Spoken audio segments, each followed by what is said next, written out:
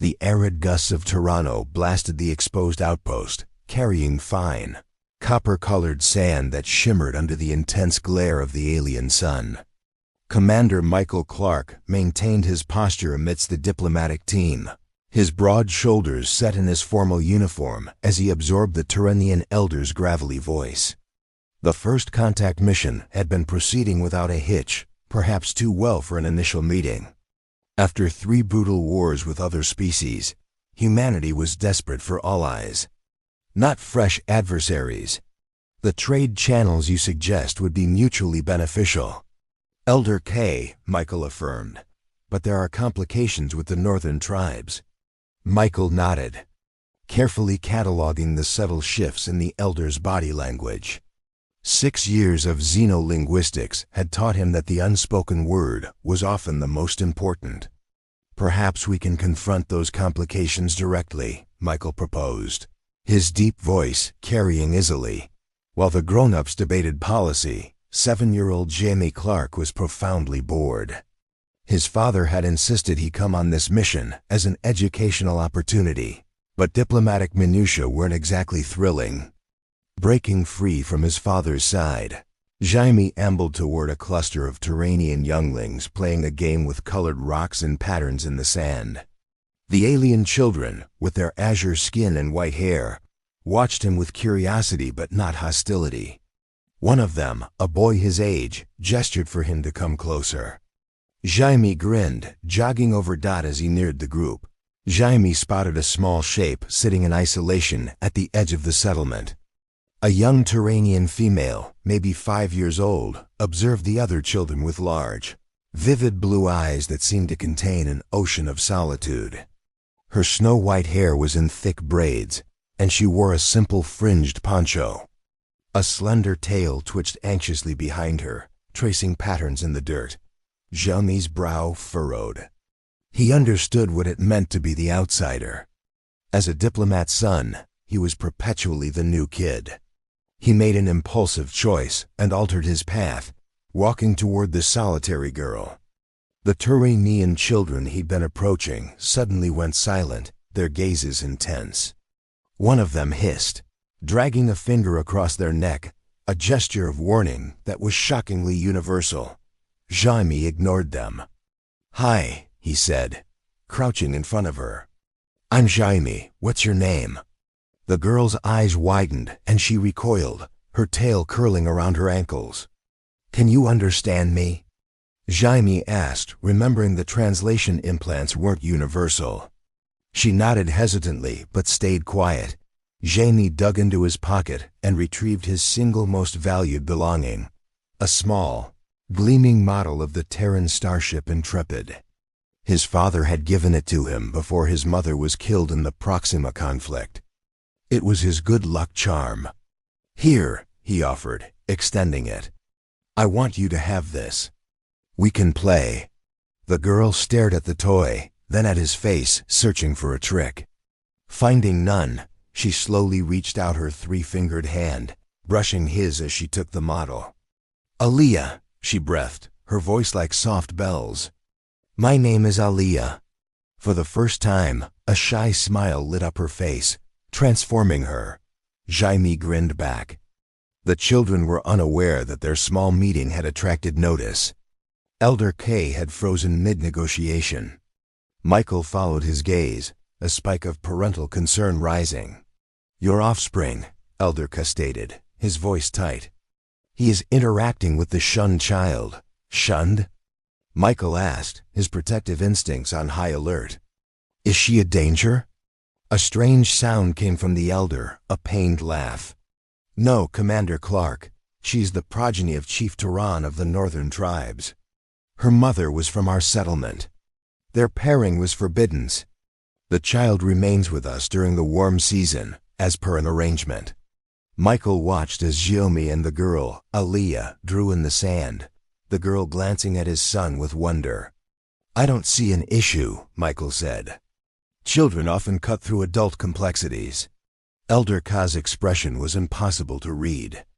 "Indeed, Commander. More than you can imagine." He motioned to the others. "Let us resume our talks indoors." The heat is becoming severe.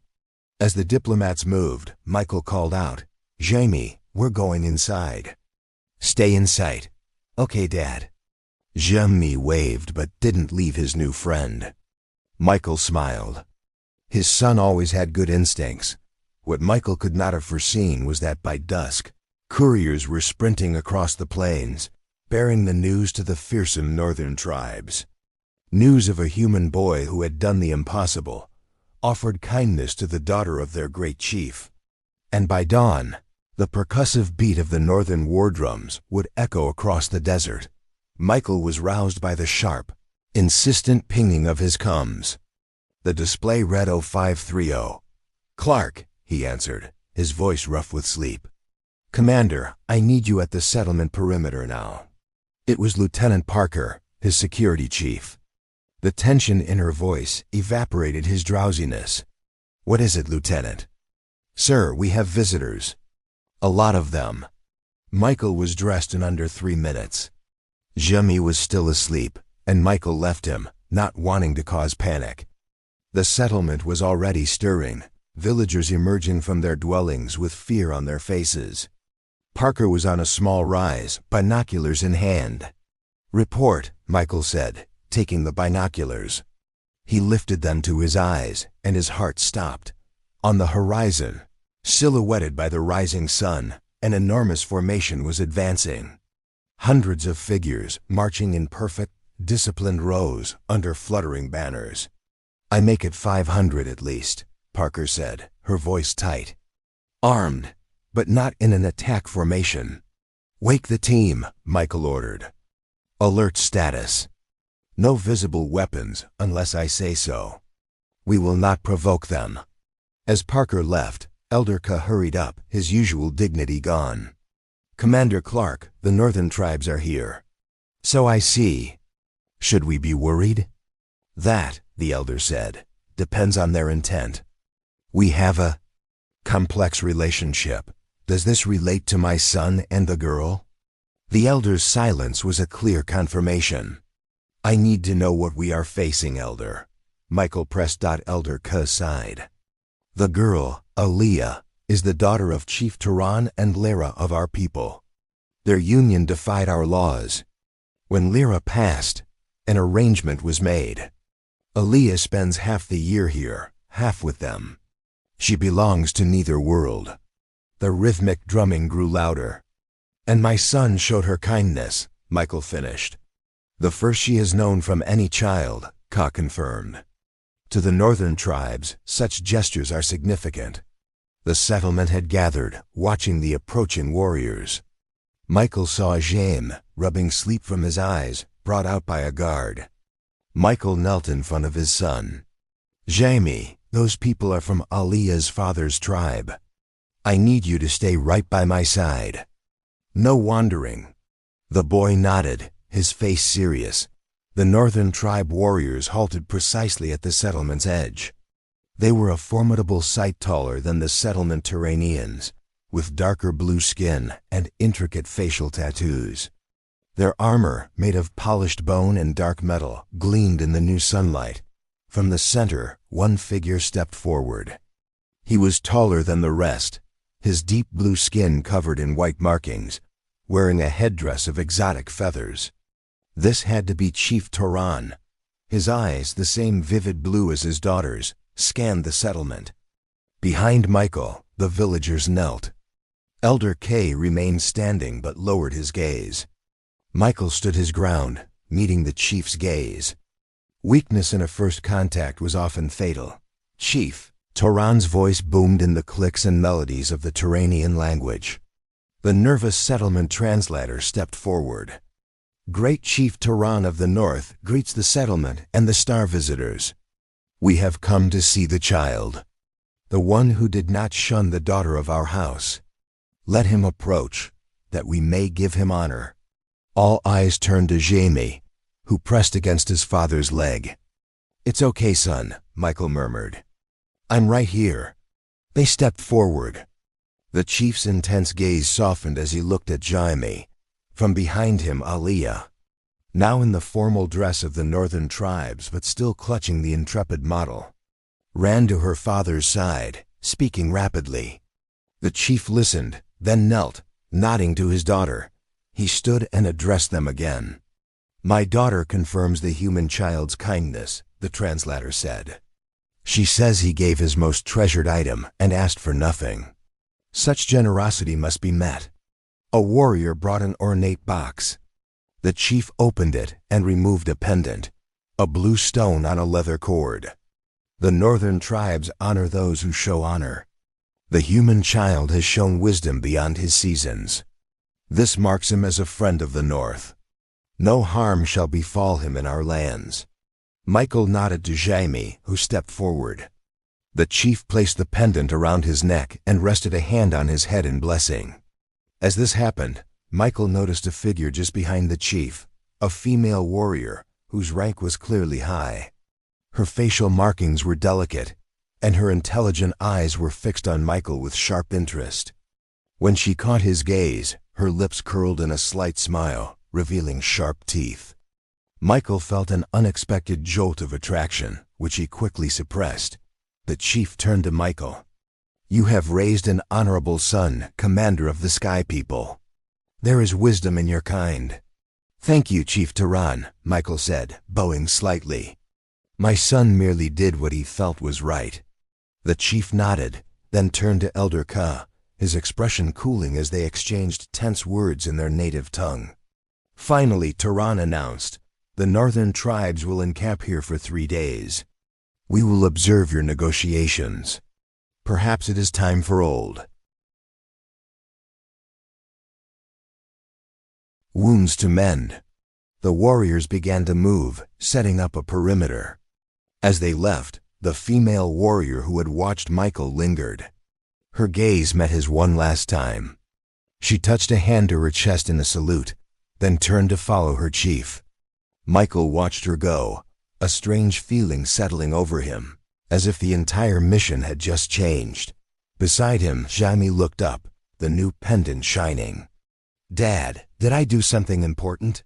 Michael smiled, placing a hand on his son's shoulder. "More important than you know, Jaime. More important than you know." The northern tribe's camp turned the settlement's border into a vibrant, disciplined city of tents and banners. As the second day of tense negotiations concluded, Michael found himself patrolling the edge, ostensibly for security, but in reality, to escape the suffocating diplomacy. Elder K and Chief Tehran were locked in a brittle civility, their ancient grievances held in check only by the human delegation. Jaime, meanwhile, had become a local icon. Spending his days with Aliyah and a growing circle of Turanian children who had finally overcome their fear of the outcast girl. "Your boy builds connections without conscious effort," a musical voice observed from behind him. Michael turned, finding the female warrior from the ceremony. Up close, she was even more striking. Dark blue skin with intricate silver markings, she stood nearly his height, her posture radiating fluid strength. "Commander Clark," she said, touching a fist to her chest in a warrior's salute. "I am Nara, Chief Tehran's first blade." "First blade," Michael returned the gesture. "A position of high rank, I assume." A smile played on her lips, revealing those sharp teeth he found both unnerving and alluring. "I command the chief's honor guard. I lead his warriors. Your Lieutenant Parker holds a similar role." "She does," Michael said, impressed by her observation. "You've been watching us, as you have been watching us?"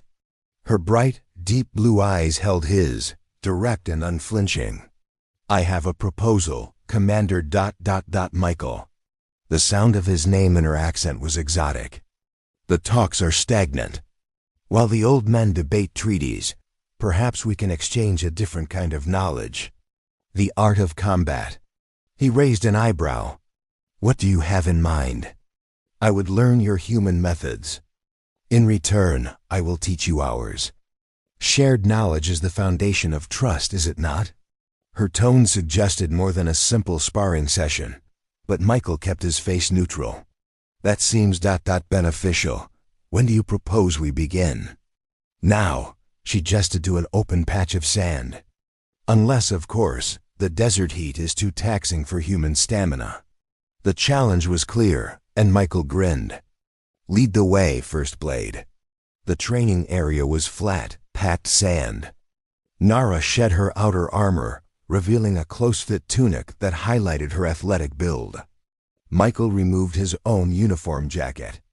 We begin with stance, Nara instructed, demonstrating a position that was a perfect blend of balance and readiness. For the next hour, they exchanged fundamentals. Michael showed her human boxing and grappling. She showed him the fluid, lethally precise strikes of Turanian combat. Their styles were opposite, yet complementary. His direct strength against her flexible speed. As they trained, the conversation came easily. Your son shares his father's bravery, Nara remarked, deflecting a controlled jab. His compassion is from his mother, Michael replied, blocking a swift kick. She was a xenobiologist. Fascinated by other cultures, was? Nara caught the past tense. She was lost in the Proxima conflict 3 years ago. Nara paused, touching her fist to her chest. The stars claimed a warrior. She would have liked that, Michael said, a sad smile touching his lips. They resumed, but the barrier between them had dissolved. You fight well for a diplomat, she observed. All Earth representatives get combat training, he said. Our first contacts weren't always friendly. And yet, you came to Toronto with a child, not a fleet. We learned from our mistakes. Their sparring had become a dance. When Nara finally took him to the ground in a fluid leg sweep, they were scant inches apart, breathing hard, the dry heat radiating between them. This round is mine, I think, she breathed, her voice low. I concede the point, Michael replied, intensely aware of her weight and the strange, warm scent of her skin. The moment hung between them, charged and silent, until a shrill alarm tore the air apart. They were on their feet in an instant, all personal tension replaced by professional alertness. That's a Terran emergency beacon, Michael yelled, already running toward the settlement. They rounded the edge of the camp to see chaos. A sleek, black, unmarked ship hung in the air above the central plaza. Energy lances struck the ground, sending villagers scattering. Scavengers! Nara spat, her face contorting in rage. The Texra! Michael's blood ran cold. Jaime, the children. The younglings are in the learning dome. Nara pointed. They sprinted, Nara shouting commands to the northern warriors who were already mobilizing. Earth security personnel were forming a defensive line. Who are they? Michael yelled as they ran. Parasites. They raid border settlements for tech and slaves. They must have detected your ship's energy signature. The dome was in sight. Lieutenant Parker was at the door, rifle raised. Commander, the children are secure, but we have hostiles all over the settlement. At least 30 heavily armed. Jaime? He's safe, sir. With the Turanian female and the others. Michael nodded, turning to Nara as she stood beside him, her twin blades drawn. We have to coordinate. My team and your warriors. Agreed, she said. They expected panicked villagers, not united resistance. Their eyes met, a shared determination to protect what was inside that dome. He instinctively reached out, squeezing her arm. Be careful. Her fingers tightened on his. You as well, Michael of Earth. As they separated to command their forces, Michael knew the battle for Toronto had just begun. The Texra scavengers were brutally efficient, their black armor deflecting energy blasts as they advanced. Michael and Nara formed a protective line around the learning dome, a fortress for the children. Northern warriors and Earth security fought back to back, a surprisingly effective combination. They're advancing on the central structure. Lieutenant Parker yelled, taking down a raider. The archives, Nara confirmed, her blades a silver blur. Ancient knowledge is stored there, including weapons technology. A massive explosion near the archives made the ground shake. Through the smoke, Michael saw 2 raiders dragging Elder Kaya toward the black ship. "They have Elder Ka," he shouted. "They need him to access the sealed archives." Nara yelled. Before they could react, the raider ship began to lift, its engines whining. The remaining Texra fighters fell back, covering their retreat. "They're leaving," Parker said, confused. "With Elder Kay and 4 other captives," Michael said grimly. This wasn't a simple raid. It was a targeted abduction. Chief Turan strode toward them, his armor scarred. The cowards retreat to their mountain stronghold. They know we dare not pursue them into the burning canyons. "We must try," Nara insisted. "The captives won't last long." "The risk is too great," the chief countered. "With respect, Chief," Michael interjected, "we can't abandon them. My team has equipment that could help us navigate the canyons." Turan studied him. "You would risk your life for our people?" "It's what we do," Michael replied. "Dad!" Jaime ran from the dome, Aliyah right behind him. "We found this." The boy held an ancient, inscribed stone tablet. Aliyah pointed at the symbols. It was under the floor. When the raiders came, Jaime fell, and it moved. Turan knelt, his expression shifting to awe. "The shield of the ancestors," he breathed. "It is real. What is it?" Michael asked. "An ancient defense system," Nara said, her eyes wide. "It's said to protect Turano from plunderers. If triggered, it can neutralize all Texra technology. But the activation site," Turan said, "lies deep in the burning canyons, near the Texra stronghold itself." "The tablet shows the way, Dad," Jaime said. "Aliyah can read the old symbols." Michael looked at his son, then at Nara, who gave a slight nod. "We'll form a rescue team. Small, fast. I will lead the warriors," Nara declared as preparations began. Nara drew Michael into the shadows. "There is something you must know. The burning canyons ... They change the mind. They expose your fears, your desires, your hidden truths. We call it the revealing fire. Hallucinogenic gas? Something more. We will have no secrets from each other after this." Her gaze was unguarded. "I'm not sure I have any secrets from you now," he admitted, stepping closer. "Your species fascinates me, Michael. You carry compassion like a weapon. Is that a weakness to your people?" "I once thought so," she whispered, her hand tracing his jaw. "I no longer believe this." The distance between them evaporated. Their mouths met, not with hesitation, but with a primal hunger. Her skin was warm, her taste exotic and intoxicating. "This is unexpected," she murmured when they broke for air. "Regrets?" "None," her sharp teeth flashed. "Among my people, such a joining often comes after a shared battle. We just fought one," he pointed out.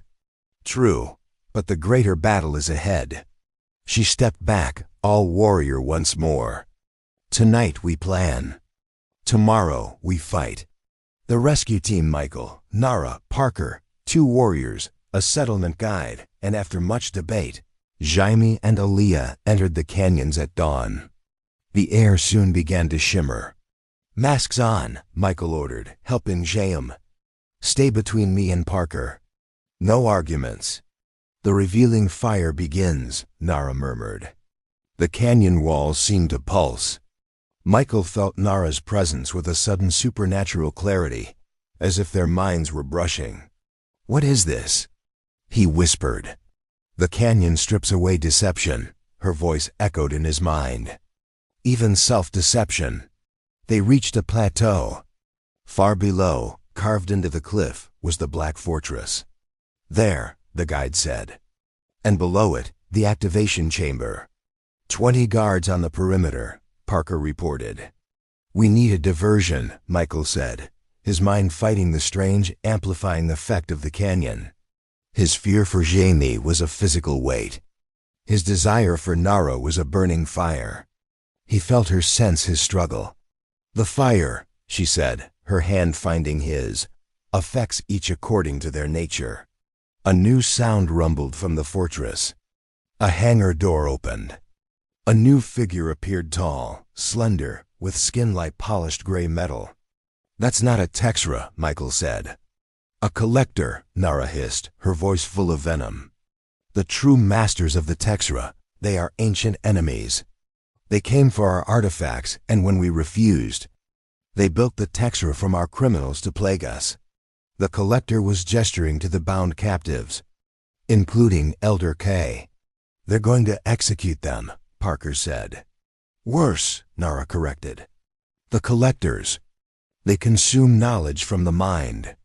It destroys the person." "Then we move now," Michael said. "Parker, take the warriors, create a diversion at the south gate. Nara and I will use that maintenance shaft. Guide, take the children to the activation chamber." "I should stay with you, Dad." Jaime protested. Michael knelt, gripping his son's shoulders. "You have the most important job, Jaime. You and Aaliyah are the only ones who can activate the shield. That is how we save everyone." As the team split, Nara pulled him into an alcove. "The fire will be stronger in the fortress. The collectors use it to break minds. I'll manage. There is another way. To strengthen our resolve." She stepped close. "Among my people, warriors join before the final battle. It forges a bond the fire cannot break. Is that a proposition, First Blade?" "It is tradition," she murmured, her hands on his chest. "And it is my wish." Their kiss was not tentative. It was acclaiming. A primal fusion of two warriors, stealing a moment of life before facing death. When they parted, he felt a fundamental shift, as if a part of her was now in him and him in her. "Now we are joined," she whispered, touching her forehead to his. "We face this as one." The climb was perilous. The revealing fire flooded Michael's mind with his wife's death. But now Nara's memories joined her first kill, her bond with her chief. "The bond," she sent to his mind. "It lets us share the burden." They reached the shaft as Parker's diversion exploded below. Inside the fortress, the air pulsed. "This way," Nara whispered, navigating the corridors. "How do you know?" Michael asked. "Your memories," she replied. "Your military training. I see the structural weaknesses through your eyes." They reached a platform overlooking the main hangar. The collector was placing a silver device on Elder K's temple. The elder screamed. "Now," Michael whispered. They leapt, moving as a single four-armed entity, their bond making their movements perfectly coordinated. And deep below, Michael sensed it, Jaime and Aaliyah, placing the ancient tablet in its receptacle. The fortress began to tremble. Chaos. Michael and Nara were a wind of human and Terranian combat. The collector hissed, "Primitive creatures," as it abandoned the mind probe. "They're almost there." Michael sent to Nara, blocking a blow. "Hold the line." The collector retreated to its ship. "Bring me the human. His neural pattern is unique." 3 techs recharged Michael. Nara intercepted 2, but the third tackled Michael, sending them both rolling toward the platform's edge. "The children!" Nara screamed, pinned down. Deep below, the activation sequence completed. A surge of energy shook the fortress. The collector froze. "No, the shield!" "It's too late!" Michael yelled, breaking free. "Your tech is now worthless on this planet." "Then I will leave." The collector snarled, its ship powering up, weapons targeting the helpless captives. Michael didn't think. He sprinted, diving to cover Elder K as the first energy blast hit, searing his shoulder. He felt Nara's fury and anguish through their bond. "Michael!" The fortress was shaking violently. The Texra fighters began to twitch, their systems failing. The collector's ship sputtered, its engines dying. "This is not over." Its leader promised. "I don't think so," a small voice said. Jaime and Aaliyah stood in the doorway, both glowing with a soft blue energy.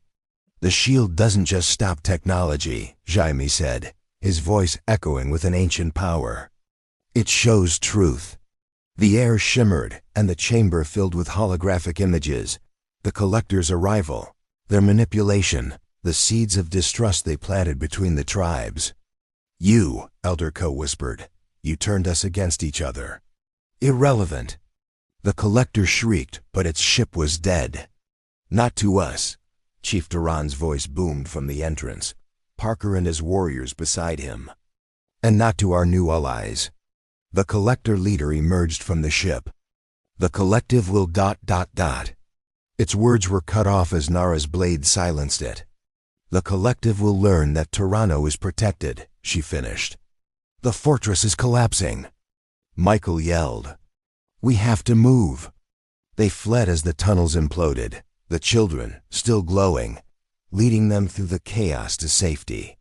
They emerged into the sunlight just as the entire mountain fortress collapsed. 3 days later, the settlement held a massive celebration. The two tribes, Northern and Settlement, were reuniting, their division revealed as a manufactured lie. The formal alliance signed that day included Earth.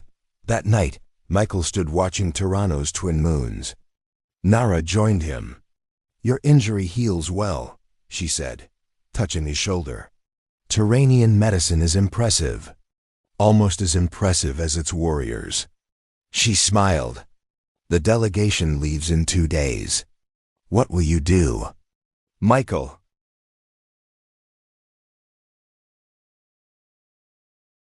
looked at Jaime, teaching Turanian kids an Earth game while Aaliyah watched. "I've requested a permanent diplomatic post here. Jaime would never forgive me if I separated him from Aaliyah." "Only for Jaime's sake?" Nara asked, her voice soft. In answer, Michael pulled her into his embrace. "The connection we made in the canyons. It's still there. It will never fade," she whispered. "Among my people, such a bond is for a lifetime." "Is that a proposal, First Blade?" he murmured, smiling. Her sharp teeth flashed in the moonlight. "It is tradition," she replied, her hands sliding up his chest. "And it is my wish." As their lips met, Michael reflected on how it all began, with a simple act of kindness from a boy who saw past differences to a lonely child. That one small gesture had not only saved a world, but had opened a door to a future he never knew he was searching for. The story of Michael, Jaime, and Nara has just begun. To see what challenges they face next, make sure you like this video and subscribe to our channel for more amazing sci-fi stories.